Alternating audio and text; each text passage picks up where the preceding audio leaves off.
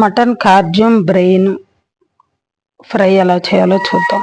కిల్లీ కూడా అంటారు. ఆ నల్లదాన్ని చిన్న చిన్న ముక్కలు కోసుకొని ఆనియన్ కట్ చేసుకొని ఆయిల్ వేసి ఆనియన్ ఫ్రై అయిన తర్వాత మనం అల్లం వెల్లుల్లి చెక్క లవంగాలు మిరియాలు మిక్సీ పట్టి ఒక స్పూను ఆ వేగిన ఆనియన్స్లో వేసి ఫ్రై చేసుకోవాలి. ఈ స్టేజ్లో మనం కొంచెం పసుపు యాడ్ చేసుకొని లైట్గా సాల్ట్ యాడ్ చేసుకోవాలి. కట్ చేసిన కార్జం కిల్లీ ముక్కల్ని అందులో యాడ్ చేసుకోవాలి.